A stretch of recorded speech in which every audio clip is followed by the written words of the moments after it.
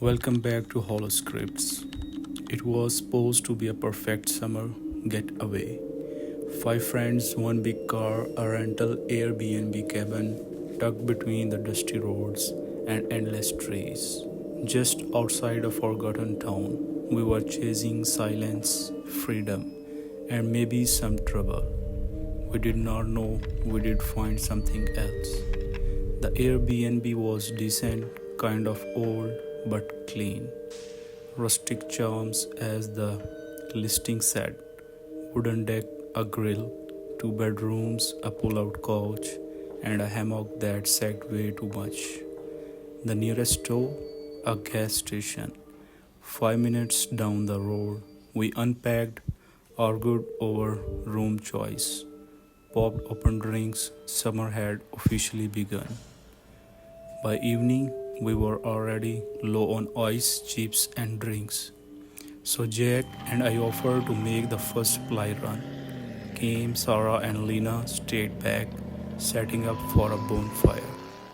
The gas station looked like it had not changed since the 80s. Dusty pumps, flickering signs, one buzzing overhead light like a dying fly trap. Inside, it was even quieter. And then we saw him. The store owner, middle age, weary, greasy hair, shirt stained like he did not wear it all week. But he had that smile, too wide, too long, like he practiced it in the mirror and forgot how real people smile. He greeted us like we were old friends. Evening boys, just in time before the storm rolls in. There was no storm. We made small talk, paid for our stuff, and as we turned to leave, he added, "If you need anything to all, I am always around." Even got some special stock in the storage room out back. He grinned wider, rare drinks not on shelves. Jack chuckled nervously. I just nodded and left. In the car, we agreed.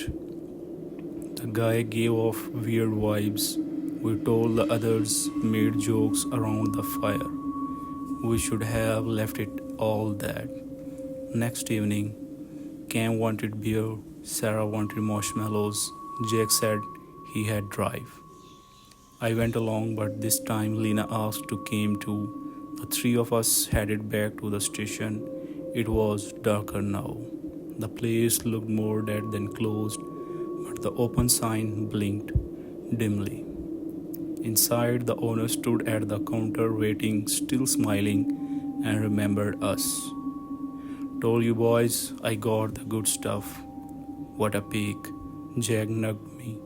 "Just humor him." I did not like it, but we followed. He led us to a door at the back of the store, the kind with the flickering fluorescent bulb above it. "Just through here," he said, unlocking it. As soon as the door creaked open, the smell hit us. Rotting wood, mildew, and something coppery. I froze. Jack looked back at me. Lena had goosebumps. The man disappeared in the shadows, motioning us to follow. "Don't be shy. Power's out back here. Just a step in. I will get the box." He stepped inside the doorway, just barely. There was shelves of dusty bottles, old fridge broken, and in corner a mattress stained, torn, and heavy chain bolted to the wall. Jake whispered, "What the slam?" The door shut behind us, pitch black. "Hey," I shouted. We pounded on the door, screamed from outside. The store owner's voice, calm, cheerful. "Should not snoop around, not polite." Then silence. Lena had a lighter. He flicked it on. We found a crowbar under one of the shelves. We backed the door, screamed until our throat burns. After what felt like hours, but must have been minutes, the door creaked open, but not from outside. "Cam," he come looking for us. saw the door cracked, heard the banging. He kicked it open. We did not explain. We ran. We drove back to the Airbnb, shaking, tried to call the cops. No signals, of course. Kim stood by window, holding a bat. Jack grabbed a knife from the kitchen. We waited. Then headlights. A beat up old pickup truck pulled into the driveway. It was him. He did not get out, did not move, just stay there. Smiling, Jack stepped on the porch. We called the cops, they are on their way. The man tilted his head, still smiling. Then he backed up and drove off into the dark. By morning, we packed everything, left early, too early. No one slept. We reported it to the county sheriff. They sent a deputy. They said the gas station had been closed. No one's there or using that store or locking people in that room. We never forget out who he really was.